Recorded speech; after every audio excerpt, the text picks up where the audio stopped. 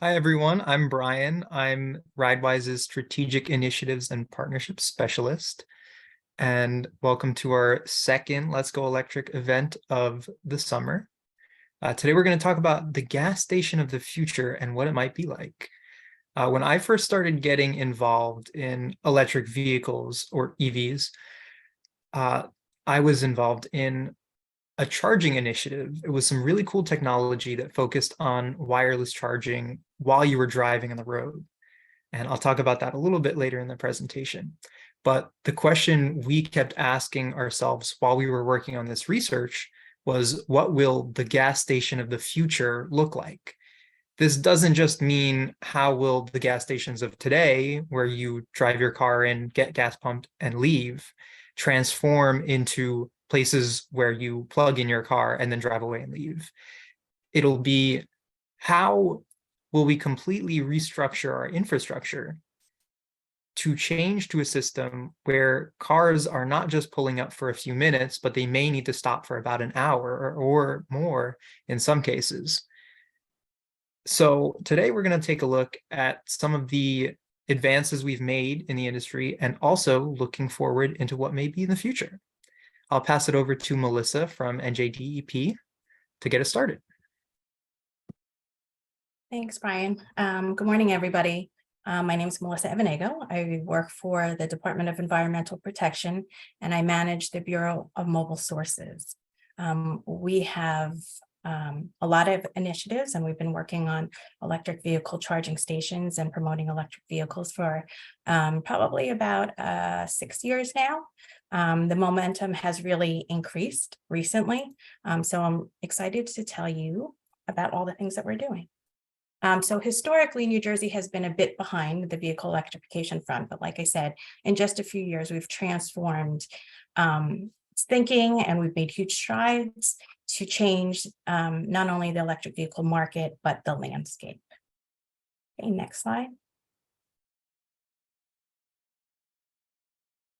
Most electric vehicle owners charge at home or work. In response to this, the Bureau of Mobile Sources started our It Pays to Plug In program back in 2016. I'll give you a little bit more information about that in a few minutes. But currently, New Jersey has about 3,000 charging ports with a few different charging station incentive programs, and I'll discuss that later. And we have increased the number of charging ports and stations considerably over the last few years. In addition, President Biden set a goal to reach over 500,000 charging ports by 2030 by signing the bipartisan infrastructure law enacted as the Infrastructure Investment and Jobs Act of 2021, also known as the IIJA, which continues the authorization of the National Surface Transportation legislation and appropriates about $550 billion for new infrastructure investments. Last year, he enacted the Inflation Reduction Act, and that changed the wide range of tax laws, which is, and one of them particularly includes a provision that changes the eligibility rules to claim tax credit for clean vehicles. So we do a lot of promotion of medium and heavy duty electrification. This now allows nonprofits like school districts that don't pay taxes to get a tax credit on electric buses. So that was some really big news. Okay, next slide. So this graph helps visualize the charging landscape nationally. While we have a long way to go to meet the federal goals, you can see that in the last few years, the momentum is shifting. Next slide. So this is a screenshot of our Evaluate dashboard, which you can see on our website. The momentum significantly increased in the 2020-2021 timeframe. For a deeper dive into the charging station infrastructure and the electric vehicle landscape, you can visit our website. You can see all the different details about the vehicles, about the charging stations through that website. Okay, next slide. So let's go over some basics. There are 3-level charging station types. The first one is a level 1 station, which are generally seen in residential homes. These stations use a regular 120-volt outlet. Charging is slower, but for those only needing a top off at the end of the day, this is a great low-cost option. Level 2 charging stations can be found in residential homes, workplaces, and destination locations throughout the state. They're economical and they're best for getting a full charge in just a few hours, which is what most people need. Then lastly, we have the level 3 or the DCFCs. They're the most expensive of stations, but they can provide 180 to 240 miles of range in an hour. And these chargers are publicly available. All right, next slide. So New Jersey has done a lot in the last few years, like I mentioned. New Jersey established a public law and a set of regulations along with numerous policies to meet the visions and goals of the Murphy administration for clean transportation. New Jersey's EV adoption goals have evolved over the last 4 years as we continue to combat climate change. Established through the EV law, the 2019 Energy Master Plan, and the Global Warming Response Act, which is also known as the 80x50 report. These goals will reduce transportation emissions and create a cleaner, greener New Jersey. Rejoining the Regional Greenhouse Gas Initiative and adopting regulations and working with regional groups, New Jersey has made huge strides to ensure clean transportation in the future. Next slide. In an effort to make effective changes in New Jersey, state entities must work together, pooling all of our resources to create logical programs which promote the state's overarching goal of clean energy and climate mitigation. The Board of Public Utilities, BPU, has a number of programs where they provide rebates to reduce the cost of electric vehicles. They also have incentives for electric vehicle charging stations. And in addition, and very important, they work with the 4 state utilities to ensure that they have incentive programs to aid in the installation of electric vehicle charging stations. New Jersey's Department of Transportation, they will be administering the National Electric Vehicle Infrastructure, also known as NEVI plan, which will bring hundreds of charging stations to the state with the initial focus on corridors. And then lastly, the EDA, the Economic Development Authority, has their NJDEP program, and this provides rebates for medium and heavy duty vehicle electrification. Next slide. So now I get to brag about all the things that we're doing at DEP. So we've been working towards vehicle electrification since 2016, like I mentioned, with our It Pays to Plug In program. This program is a light duty vehicle electric vehicle charging station incentive program. And it began to aid in reducing the cost for workplace charging stations with the ultimate goal of increasing the number of electric vehicles in the state by providing charging stations throughout the state. This program has increased exponentially. And to date, we've awarded over $42 million for over 2,400 charging stations throughout the state. Just this week, Governor Murphy announced his continued commitment to this effort by providing an additional $10 million for this program. Next, Destination Electric is so this is a Northeast regional program to show drivers that driving electric can seamlessly fold into your lifestyle by highlighting local businesses. So here in New Jersey, we have 4 Destination Electric towns. They're Princeton, Red Bank, Jersey City, and Madison. And if you go on our website, you can see a little bit more about how this program functions, why we promote them. But essentially, there's guides that show you where the charging stations are in the town. And then you can see all the businesses that you can walk to or access within I think it's a half a mile radius from the charging stations. Next is our e-mobility program. So this is a growing program, and it focuses on bringing clean transportation to overburdened communities. So our focus is to provide clean transportation to people who might not own their own vehicles and therefore don't have the ability to make that change themselves. So this program is multifaceted. We have funded projects to provide fast charging hubs, which are stations that will be available to the public as well as ride-hailing companies to utilize the charging stations to ease the transition to electric vehicles. So we know Uber and Lyft, they're all over the place, but most of them are traditionally gasoline vehicles. By providing these charging hubs and incentives, they can transition to electric vehicles seamlessly. We also have projects that include electric vehicle shuttles or smaller vehicles to help communities transport their residents. So senior citizens going to their community centers, or residents going to grocery stores or transit hubs, instead of using mass transportation that's fueled by gasoline or diesel in town, they can now switch over and take an electric vehicle option. And for the first few years, a number of those programs are subsidized for those residents. And we've also funded charging stations for use by ride-sharing vehicles. So we have a project in Jersey City with VIA, and VIA has a network of electric vehicles and traditional fossil fuel vehicles. Our funds are going to transition to electric vehicles to include additional charging stations. So residents or anybody nearby could rent a vehicle and use it for the day, use it for a couple hours, and it gives them, again, the option of clean transportation when they may not have a vehicle themselves. Okay, so I think that's all I have. That's a brief summary of what we're doing with electric vehicle charging stations.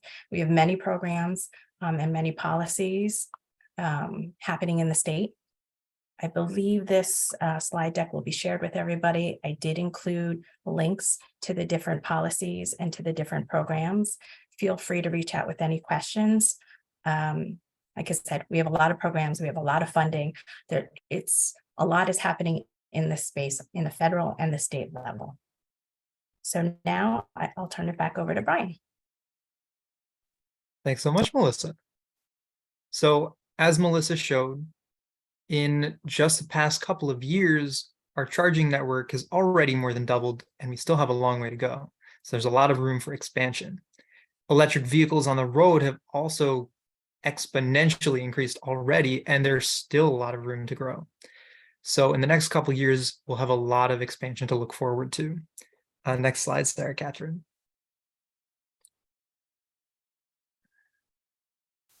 Now, there are three things that we really need to keep in mind for what our charging network will need to focus on, who will need to provide for.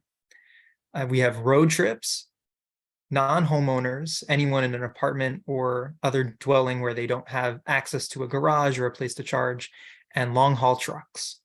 For road trips, this might be the most essential for anyone that's wanting to adopt a car right now, because you can't necessarily just stop anywhere you want with a traditional gas station. You'll need to find a specific charger, and they're starting to build out on a lot of these routes, but we still aren't just there yet. For non-homeowners, you can't pull into a garage and you can't access home charging. So for that 70 to 90% of charging that's done at home, these people have no access to that. We might look at solutions like sidewalk charging, where basically a traditional parking meter would be, maybe an electric charger will be there.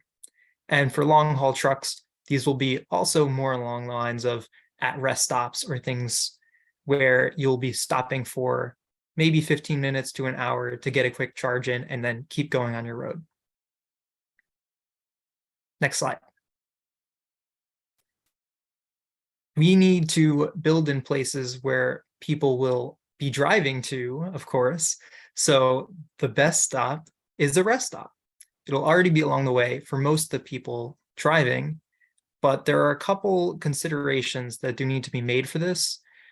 One of the big issues when the highway infrastructure bills were originally passed, they restricted commerce at some of these rest stops, and some were grandfathered in, but a lot of places, this is why you'll see a gas station separate from the actual rest stop. So if you were parking at the rest stop, you couldn't actually build a charger there. You might need to build it a little bit away. I believe they are working towards making some amendments to those laws that would allow electric chargers in the rest stops. but we'll see what progress they end up making on that. And of course, if you are driving to a faraway destination like a park, maybe a big national park, when you arrive there, one of the best things that we could have in place would be a charger so you can charge your car and then get right back on the road after you're done at your destination, and you wouldn't need to make an additional stop. Not only will this help the consumer who is at the park and then will have a full charge to leave the park with, it'll also help everyone else at all these rest stops because they won't be as clogged or crowded from additional people needing to charge. Next slide.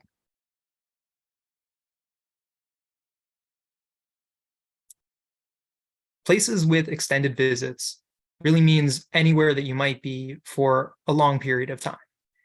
These can be places that you're going already or places that might want to build chargers to draw people into them. Restaurants and malls are two of the big places right now that have started to expand their charging offerings because they've noticed that they'll draw in people who already have EVs but need a place to charge them. Malls in particular have been building a lot of EV charging in their gigantic parking lots, and it's made for a really great use of space. For places like libraries, people are already going there and they'll already be there for a long time. So it makes sense, of course, to just build in electric chargers, especially at places that will be publicly funded like towns and townships. So building in those offerings will really help expand our network and make it much easier for the day-to-day person going about their lives. For places like this, it really could help people like non-homeowners that we discussed earlier who don't have access to home charging, so they can go to a place where they can be for a while and they won't have to sit in their car and wait for it to charge. They'll actually be able to go out and do things. Next slide. Any of the places that you visit in your day-to-day in the future may be places that you can charge your car. Workplace charging is often considered the best place to build chargers because it'll be taking advantage of one of the best resources that we have of clean, sustainable energy at the moment, solar power. Most people charge their cars at night in off-peak hours, but the people who do that aren't really able to take advantage of the solar power that we generate during the day unless their solar power is saved in a battery of some kind. So any of this workplace charging at places where we have connection to clean energy like solar will really be able to take advantage of that and can help ease the burden on the electrical grid. Any other places that you visit just on the regular, like gyms or your college, if you're going to class, should all have chargers built so that they can also take advantage of this downtime when you are maybe going from place to place and you can get a quick charge in. These chargers won't be DC fast chargers, the ones you might continue to hear about that can charge in 15 minutes to an hour up to a full charge, but more of a level 2 charger that can maybe get you 20 to 30 miles per hour, miles of range added per hour. And you won't drive away with a full charge, but you'll definitely drive away with more. Then when you get home, you can plug back into your home charger and finish up. Next slide. Now, the charging that we have in place right now is typically maybe 4 to 10 chargers in each spot. But the most efficient way of distributing these will be in big charging hubs like you'll see in this concept art. This will be a large number of chargers all in one spot. And these will probably be most used in places like rest stops. One of the big issues with chargers that we have nowadays is that a queue can form and you'll actually have to sit around and wait before you can actually get access to the charger. With big charging hubs like this, you'll have chargers that are not in active use constantly. So you'll be able to come in, plug in right away, and then walk out into wherever the rest stop or any other spot you might be, a park or library. So using this will help distribute that ease of traffic. Next slide. Now, charge times can take up to an hour or more, and that's just on DC fast chargers. So any places that use level 2 chargers will need even more if you are waiting for a full charge, which typically will be pretty unlikely in public charging unless you're charging at a workplace, because you probably won't be anywhere for the amount of time it would take to get a full charge in, which is typically about a night. So building out things that will keep people entertained or happy at a rest stop or any place you'll be stopping is really essential. Anything like recreation, food, entertainment, maybe a place like a big park where you can all park your cars and then get out. Or, as I said, restaurants that will have these expanded as offerings. A movie theater where you might be stopping for a couple hours. Anything like that where length of stay is a consideration will really help in building out these chargers. Of course, the lengths of our stops may need to not be as long in the future if charge times continue to improve. There's already been some progress on this. It's still slow but noticeable because electric cars can now receive updates over the air. So you may be buying a car that has more range in a year than it has than when you bought it. Next slide. So the question of who will operate chargers has a couple different answers. The big one that you might know right now is Tesla. Their supercharger network is expanded very wide right now. And other automakers are also starting to do this. Rivian is one that has kind of filled in some of the gaps that Tesla hasn't reached. Their offerings are more at some of those faraway destinations that you might need to charge at, but are kind of remote, like a national park or places like that. The third-party companies are the ones that are building the more traditional charging that you'll see in a lot of places. Electrify America and ChargePoint are some of the big ones. Blink is also there. And these companies will often be able to rent out their chargers almost to places that will need to install them. And then they'll continue to gain the profits from them, and the places that install them won't really have to do much maintenance or anything of that sort. And of course, the big oil companies, BP, Shell, ExxonMobil, are also starting to adapt their gas stations to having electric charging. So these traditional convenience store models, you might continue to see more chargers built in there because, of course, the traditional gas companies don't want to get cut out of their traditional piece of the pie. Public utilities may also be able to build some of these chargers. This might be more typical level 1 to level 2 chargers and probably not DC fast chargers, just because those require a large amount of capital to invest in. Next slide.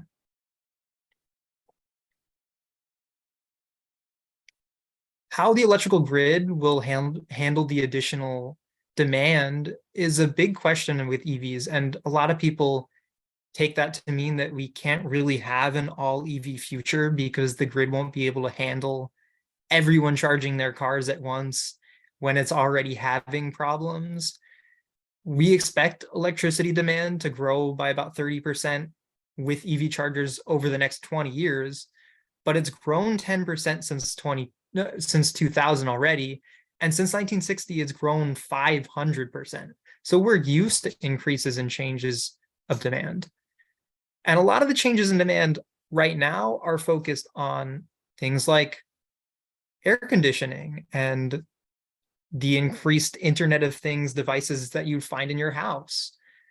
So the change in adding EV charging, again, 70 to 90% of it will probably be done home charging at night during off-peak hours, won't in fact increase the grid demand by double or more. It'll be about 30%, which is something we can work with, especially as we help expand our renewable energy offerings. Things like solar power and wind power will really help increase our grid's potential. And workplace charging, things that can take advantage of those, can help maximize that. Also, things like the increased battery infrastructure that we are going to have, which continues to just balloon year over year. and keep increasing is really going to be great for the demand that our grid needs to meet. Next slide. Renewable energy, of course, can't be supplied due to a change in demand as natural gas or coal is. So when demand in the electrical grid increases, there's not really much that can be done about increasing the power of the sun in the moment. That energy will need to be supplied by batteries. Now, EVs are secretly almost one of the best sources of batteries on the market. They use their batteries, of course, to get place to place, but when they're not driving anywhere, they're a massive supply of power.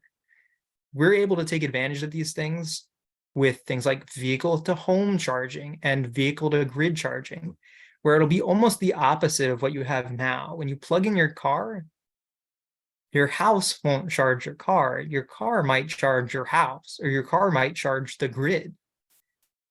People who have access to this may be able to take advantage of things like additional credits that the public utilities will be offering to help offset grid demand.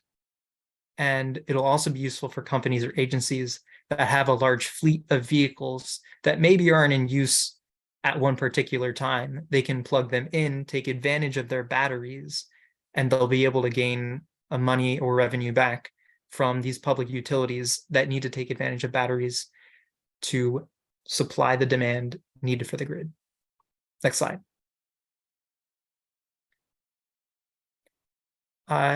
This is one of the most interesting charts, I think. This is the technology adoption graph.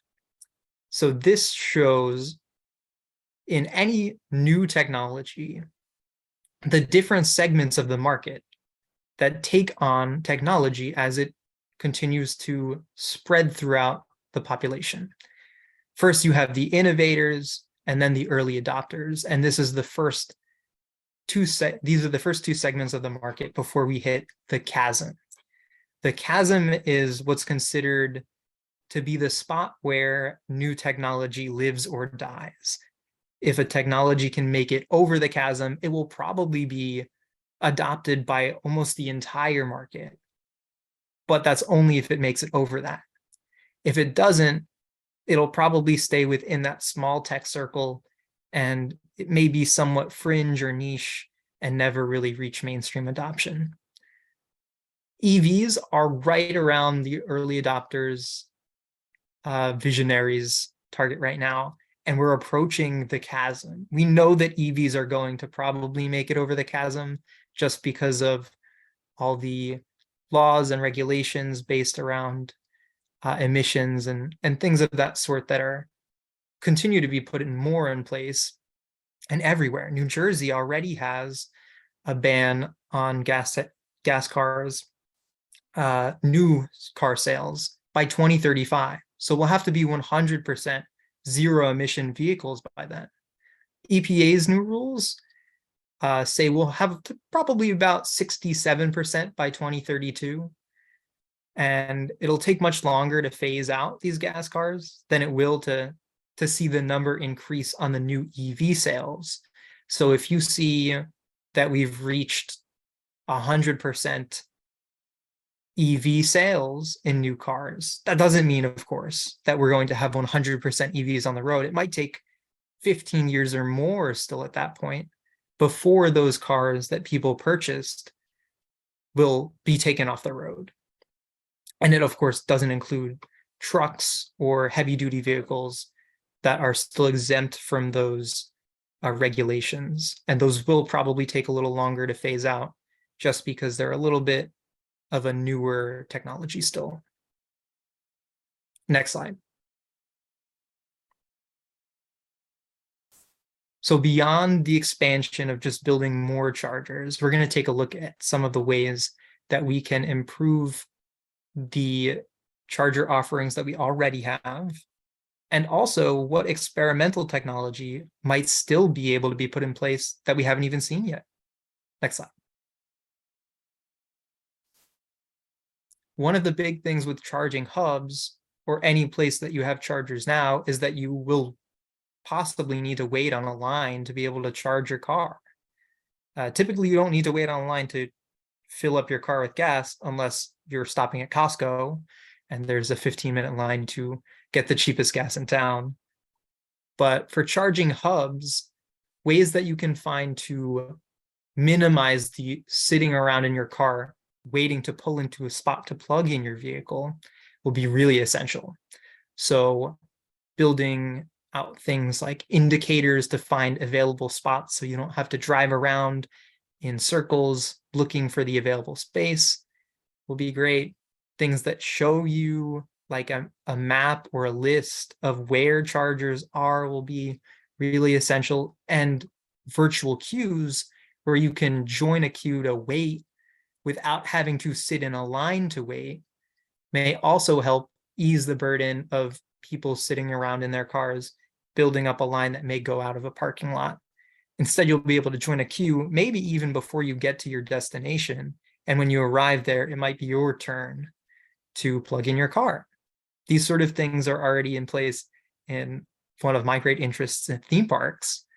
And they've worked really well in helping to minimize the queue lines. So if we can adopt them into things like electric vehicle charging, it'll help minimize that idle waiting. Next slide. Wireless charging is something that's really just starting to hit the mainstream. And this is the sort of technology that I got to work on in my research projects over the past couple of years. So it's something that really interests me. Some misconceptions that people often have about wireless charging is that it's not as efficient as plugging in your car, and that a lot of energy will be wasted charging your car through the air. This isn't really true because wireless charging is done with massive plates between your car and the ground. And the loss between these plates is really only about 1% of the electricity used. There's already loss, of course, taken when you plug in your car. It's not really considered, but taking energy that's from far away in the grid and bringing it just to your car, of course, there's going to be loss with the transmission of that. Dynamic wireless power transfer, what you'll see on the right side of the slide, is the sort of technology that I was working on. This is charging your car while you drive it. It's still a new technology and may not reach mainstream. You may not be able to drive your car and use this, but it may have particular uses like charging an electric bus that needs to stay in continuous use throughout the day and can't stop to charge. This is used. It's built in a way that plates in the ground while you drive over will help induce a charge in your car, and you can then use this to gain energy. There are also other ways of gaining energy back that isn't necessarily plugging in your car. One of the most interesting parts about driving an electric vehicle, if you haven't already, is regenerative braking. This is braking that's done by the electric motor rather than by the traditional pressing of the brake pad or using the brake pads.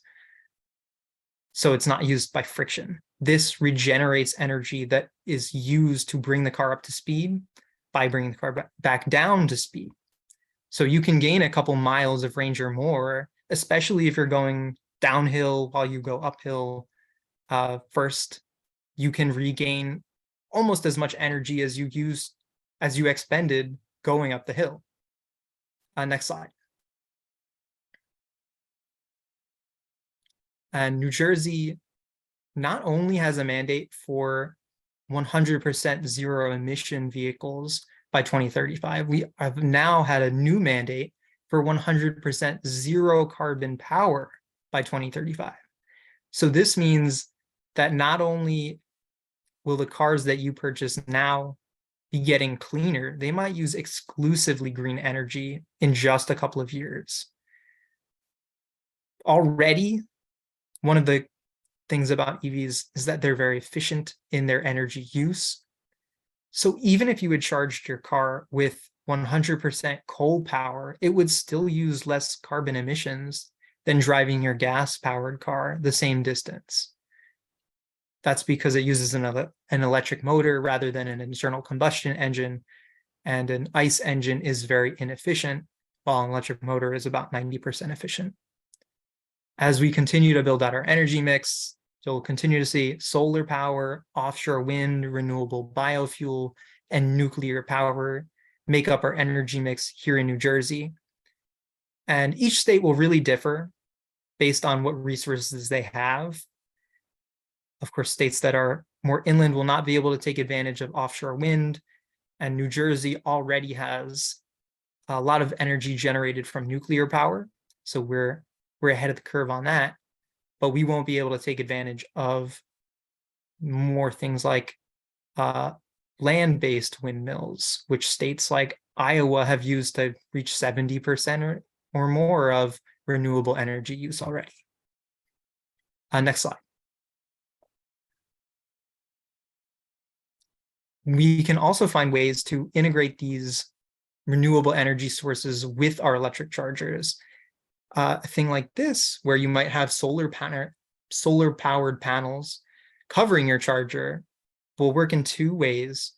It'll both give your car shade, which is great because it keeps them cool, and it'll also provide a clean source of power to source the energy that will charge your car from. These may still be connected to the grid, so they may still use external sources of power. You won't be able to generate all of that power from the solar panels overhead, but any additional power that you can get is essential for providing energy to these vehicles. Next slide.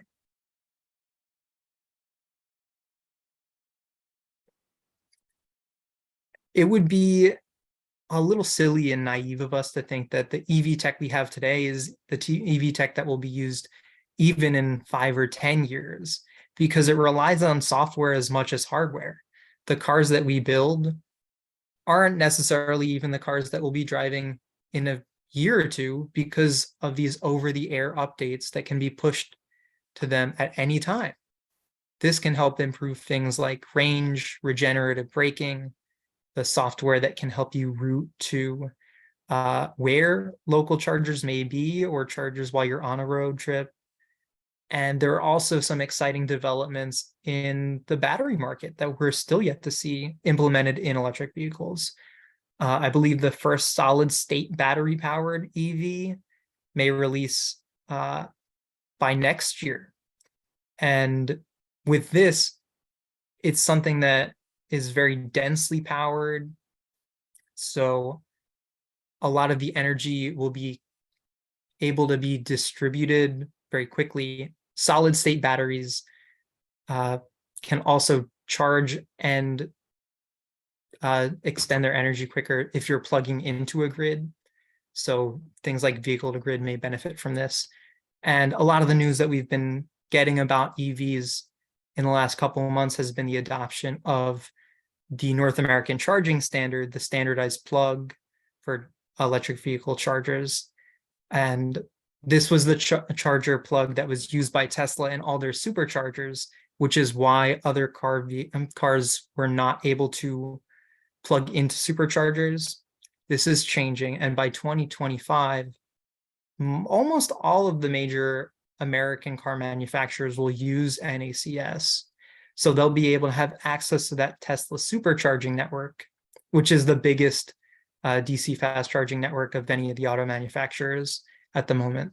So that'll really help simplify our national charging network, and it'll help make things smoother. As you pull into a station, you'll be able to plug in. You won't have questions about whether you can use one plug or a different plug, and you won't need to fumble with inconsistent adapters or things like that. Next slide. Oh, that is all. So we can move on to the Q&A segment. Okay. Thanks, Brian and Melissa, for your great presentations. We had a lot of questions coming in on the chat, which is great. So I'm actually going to stop sharing the screen now so I can see everything better. So I guess I'm going to start with some of the questions in the chat. So let's see. Where do they start? Okay. Neil's question was actually answered. He was asking about the charging lanes, which you covered, Brian, which is great. Sarah asks, what %, if any, of chargers are free? She ordered an EV and she's very new to all of the EV talk.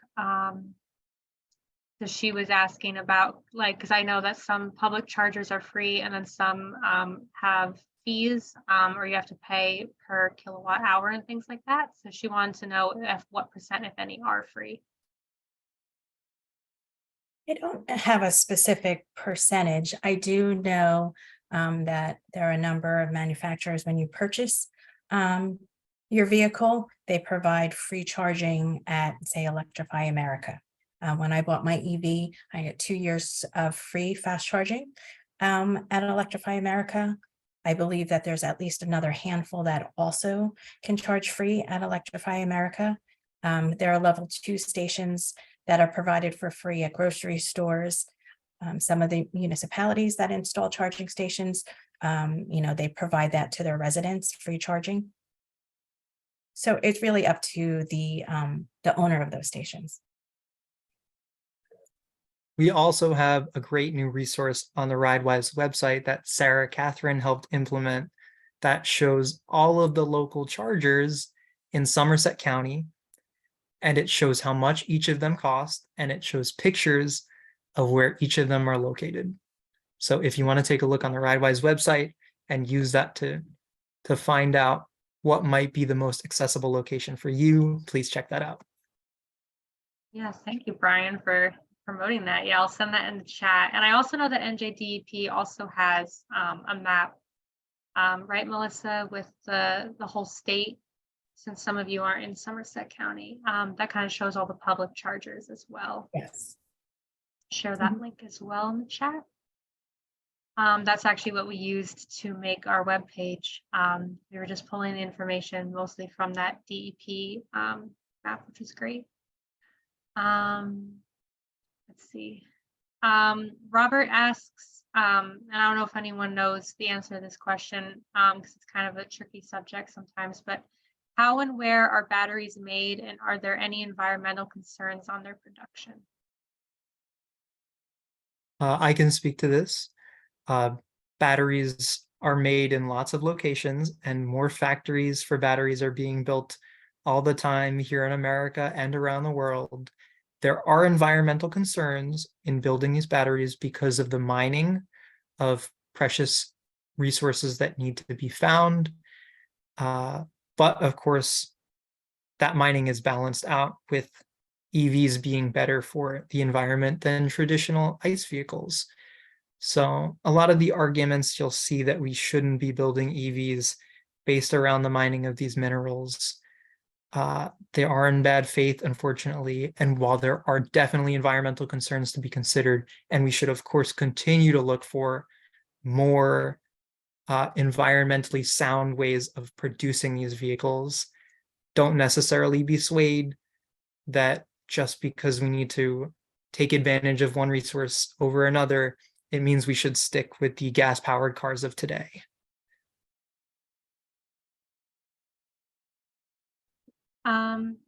Maria asked, she asked a question in the chat, but she also asked a question when she registered. So I'm going to ask them both now. In the chat, she asked, I guess related to the charging lanes part of the presentation, what about putting springs beneath pavement and generating potential energy?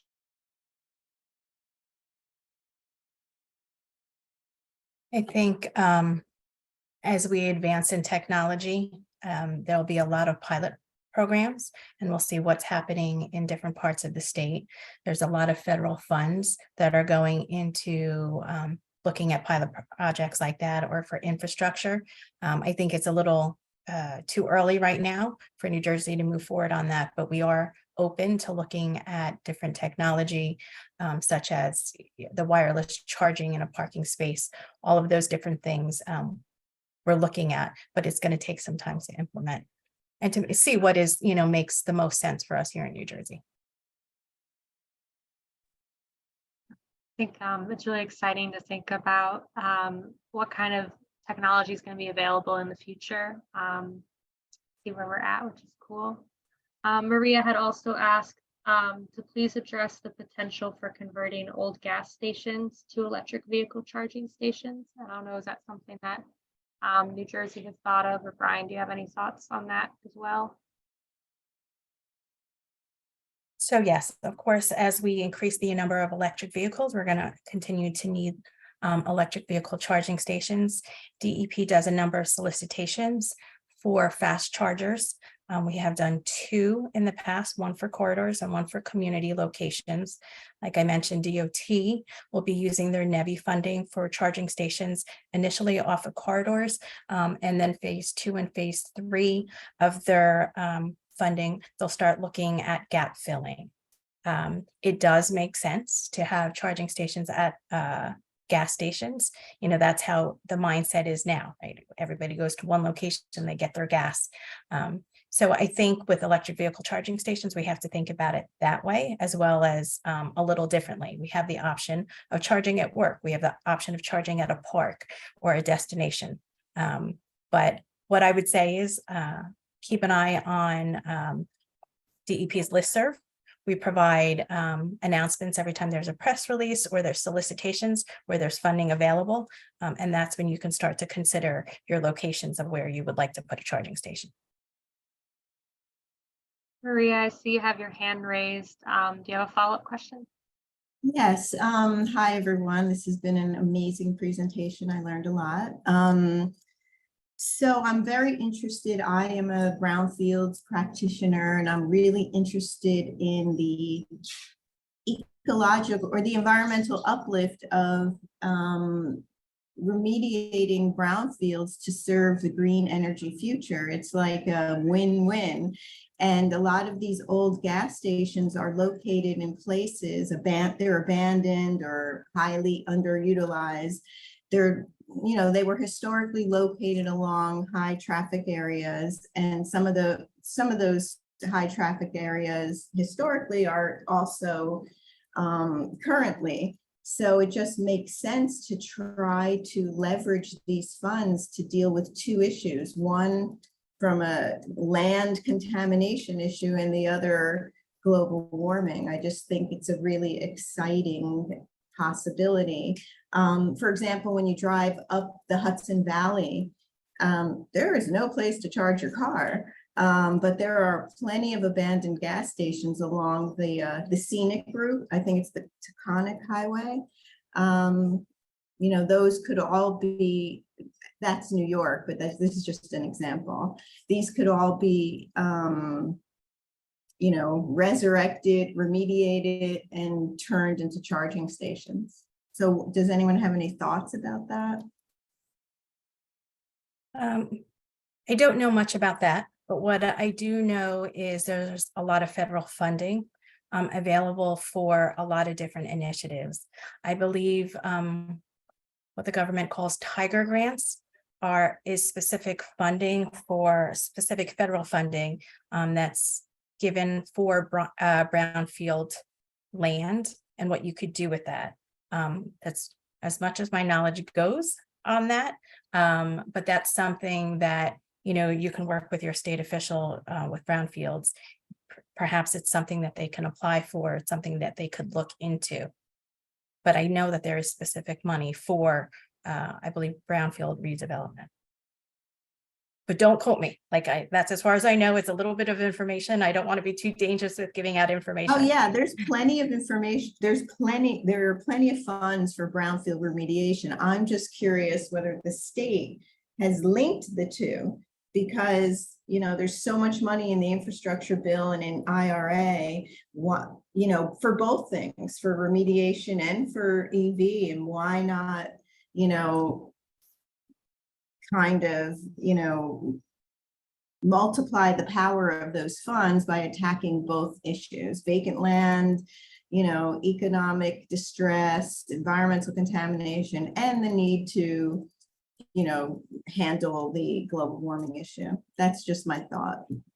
No, it's definitely a good one. Because there's so many programs and so much federal funding made available, we are in-house at DEP. We're doing some reconstruction and reorganization of the department. So there are programs that are looking at specific communities like overburden, or pairing all the grant funding throughout the state to one group. So we're talking to each other more than we had ever talked to before. So that's something that could come up during that process, and I will make a note of that. That's great. Thank you. Thank you for your questions, Maria. I think that's a great initiative and a great idea to kind of combine everything and address all those issues at one. Thanks for bringing that up. Fred Brody has a question about the development of fast charging for medium and heavy duty vehicles. Fred, I know you wanted to unmute yourself to ask your question, so Yeah. Go ahead, you can ask. You hear me now? Yes, we can hear you. Okay, great. Thank you very much. Yeah, a great presentation. I don't have much experience with EVs. I know when I was meeting a colleague for an appointment, he wanted to hit this charging station charge point, but unfortunately it didn't work. So I don't know whether there's like a list of charging stations that don't work, or if there's any kind of maintenance that has to be reported or whatever. But we really got hung up because he couldn't charge his vehicle. But as I had said about my question about the fast charging for medium and heavy duty vehicles, for the last 2 legislative sessions, I was working on trying to help legislation go through to develop 6 pilot projects in conjunction with the EDA, DEP, and BPU, but the legislation never really went anywhere. And I'm just wondering about the issue of the EDCs, the electric distribution companies, the PSE&G, JCP&L, Atlantic City Electric, what their support is, because again, this was, the idea was to establish these. I do know that the over-the-road trucks are trying to establish like a hub and spoke where you would take a lot of trucks off the road by allowing for these corridors to move heavier freight quantities that would then go into possibly like a brownfields location where there would be other trucks waiting to drop and hook those loads. So that's on the table. But the last thing I wanted to say is that I'm just not sure. I've kind of heard that part of the problem is the net metering, where you're putting the electric back onto the grid. And because of net metering, the electric distribution companies are not able to figure out which part of that was the supply and which part of that was the infrastructure delivery. So I'm just hoping someday everybody kind of lines up and gets on board with promoting the medium and heavy duty trucks. I know they're expensive, but again, I don't know why in 2 legislative sessions the legislation got caught up in the budget committee before it was approved. So maybe they'll take a look at it in lame duck, but we don't know. Just a comment. Well, Fred, I can give you a couple of answers. You said a lot, and there's a lot to focus on. So Sorry. the first one, no, it's perfectly, you brought up a lot of valid points. As far as the light duty charging station, like you said, you went to charge point, it wasn't operational. We have heard that, and that is problematic. In the charging, in the funds that we give for charging stations, we have an uptime requirement for those that we give funding for, so that the awardee is responsible for making sure that their charging station has, I don't remember if it's a 95% uptime rate. In addition, we cover the cost for maintenance. So a maintenance plan for 3 to 5 years to ensure that when a charger is not working, that they can call the vendor and come out. Unfortunately, there are charging stations out there that we don't pay for, and I'm sure there's some that fall between the cracks with our stations, but it's definitely something we're aware of, and we're trying to make sure that we don't have that. Just recently, I had spoken to New Jersey Weights and Measures.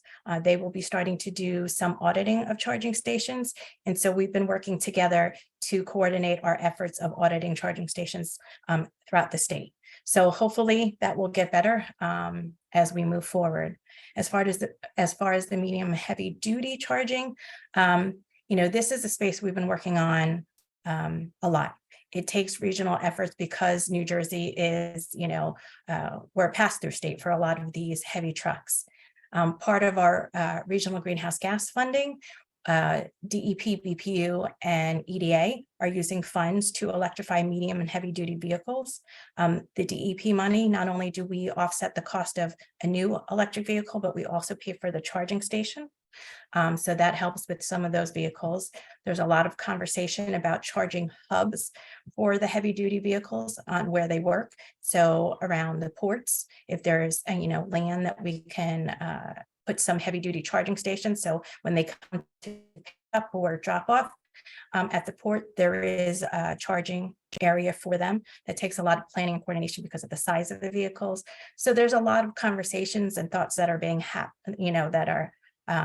we're having around that space, but it will take some time. And it's when do you deploy that? It's a big cost versus how many vehicles are on the road for that medium and heavy duty space. So it's definitely something that's on our radar, and we've been thinking about and working with our other states with.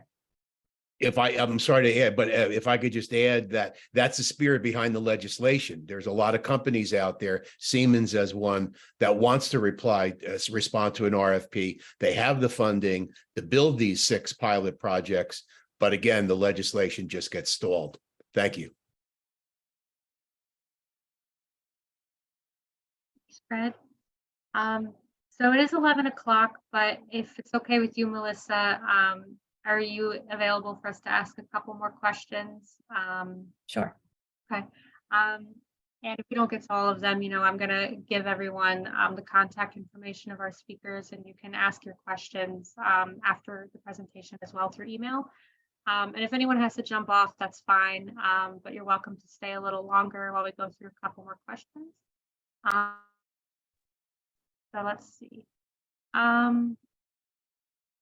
There were some that I see were addressed in the chat, so I will go back to those questions if there's time. But I'm going to go to some that weren't addressed in the chat first. Excuse me. Matt had asked a question about, I like the idea of putting charging stations at places like gyms, workplaces, and colleges. That said, some places, especially colleges, are coping with financial challenges. What costs would be associated with installing stations, and would they get any sort of funding assistance at the state or federal levels? Yeah, so like I mentioned, there's a lot of funding that's available. Our Pays to Plug In program funds chargers, or offsets the cost of chargers at various locations like destinations or colleges or municipalities. So that's one way that we're trying to help out with that. There are other solicitations that will take place where we might offer, funding for electric school buses or for transit buses or college shuttles. And along with that project, will also cover the cost of a charging station. So, there's a lot of different avenues that have to be covered for EVs and charging. And, we're trying to cover all the bases and to do it in a thoughtful way as the technology advances, and, to find people who are interested in moving forward in those types of projects. There are also some plans where if you are something like a college or a restaurant where you want to implement chargers, but you don't necessarily have the capital to build one yourself, there are companies that will come in and they'll install the charger, and you may need to pay for labor or service upgrades for the electricity, things like that. But then the charger itself, they will install, they will pay for it, they'll maintain it. And as a result of this, they will also keep all of the revenue that comes from people paying for using these chargers. So that can be one easy way for places like colleges that maybe are under financial strain to get these chargers installed still.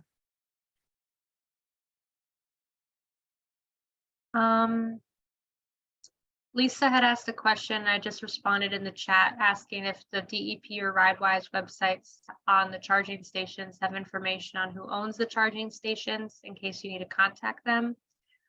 Yes, both the DEP map and our website list phone numbers for each of the chargers, which tend to be the helplines for the companies that own the chargers. Also, if the charger is owned by, say, ChargePoint or Flow, their website also has more information on each of the chargers, or you can search the charger by location if you had any questions. Stephen asked, we have a lot of multifamily homes in North Plainfield. Is there a way to have multiple users share the cost of private home chargers? For example, if Alice installs an EV charger at her house, how can her tenant Gary use the charger and pay for his use without Alice getting billed for it? So multi-unit dwellings is a very big nut to crack. It's something that multiple states initially are having a hard time handling. I will say with federal funds that are coming, we are going to focus our efforts on multi-unit dwellings. One of those ways is using some funds for e-mobility projects. So when we're choosing projects, we want to choose some locations that are close to apartment or condo complexes, so those residents can walk to a charger. You know, they can start to charge their vehicle, but then walk home and leave it for a few hours. That's one way to get away from, you know, some limitations of associations. You know, there's a lot of associations that don't want to install charging stations, or those residents only have a spot, so they can't just run a line out. So that is something that we're trying to focus our efforts on. So not only multi-unit dwellings, but also hotels, which is another one that's a little bit more difficult. But yeah, that is our focus moving forward. Christopher had two questions. I see one of them was addressed by Melissa in the chat. Excuse me. His second question was, how are electric utility companies keeping up with electric demand and demand for electric connections to chargers? Sometimes getting a connection to the grid can take a very long time. That's really a Board Public Utilities question. I do know the Board of Public Utilities is doing a lot to work with the utilities on upgrades, and there's I know BPU did a lot of straw proposals to work on a number of different issues, but that is something that the utilities are working on and focusing on. Christopher, I also saw you had the question about the model ordinance and zoning and land use laws. Was your question answered, or did you want to ask anything else about it? It was answered, thanks. It's just that I'm an attorney and dealing with the model law and the ordinance, and I did a webinar with RideWise when they first came out on this. There's and as Melissa had alluded to, especially with multifamily housing, there's some real problems with how to implement it. There's some problems with other issues in it about how different towns interpret the ordinances. As I had said in another comment, I was doing a bunch of applications for quote free charging, but they were giving away the electricity for free because they were putting signage on their advertising signs. And so even though the law said that you couldn't require variances or site plan approval for EVs, as soon as you put that sign on, then the towns were requiring it. So there's a lot of complexities. I know it's all new and things are being ironed out. It's just part of the process, but thanks. Yeah, the questions are generally answered. Thanks. You're welcome. And the webinar that Chris is alluding to is on our website, and I believe our YouTube channel on the EV model ordinance that the state passed. So you can always visit our website in the past Let's Go Electric Vehicle presentations to view that for more information. I think I'm going to ask one more question, and then we'll wrap it up because I want to, respect everyone's time that they can leave. And if you have any questions that you had that weren't answered, again, you can reach out to us afterwards and we'll try to answer them best we can. But the last question was from Jack. When he registered, he asked, how does battery technology need to change to make fueling up fit with a modern lifestyle? I think this is something that we might see things like solid state batteries help adapt to, where they're able to charge a little bit more quicker and they're a little bit more energy dense than the lithium batteries that we use now. As far as adapting to the modern lifestyle, I think actually our modern lifestyle might have to adapt to our chargers, but we'll see. We'll see what the future brings.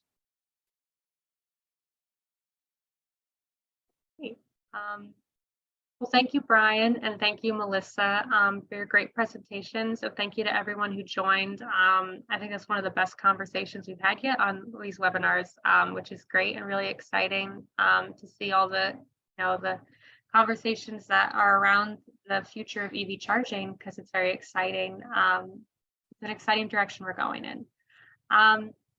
So we're going to be having another webinar next month. This one focused on the EV buying experience. Brian, do you want to talk a little bit more about that real quick? Sure. Our next webinar, which we don't have a set date for yet, but will be sometime in August.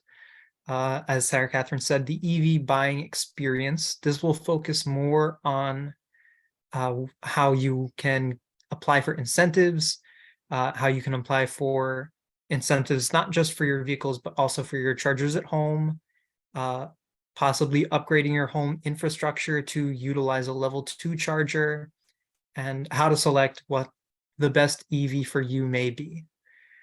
We should have speakers from one of the public utilities as well, so they'll be able to answer some of those questions on how the incentives work as well. And I'm looking forward to it. Thank you so much for attending, everyone. Thank you, guys. And like I said, I'm going to be sending the slides and a recording of the presentation afterwards. And I'll also give our speaker contact information if you had any more questions and wanted to learn more. And we'll also be sending out a post survey. So if you, we would greatly appreciate it if you take the time to answer that, because it helps us with planning more of these events. So thank you everyone for joining. Thank you, Melissa, for joining us to help with the presentation, and enjoy the rest of your day.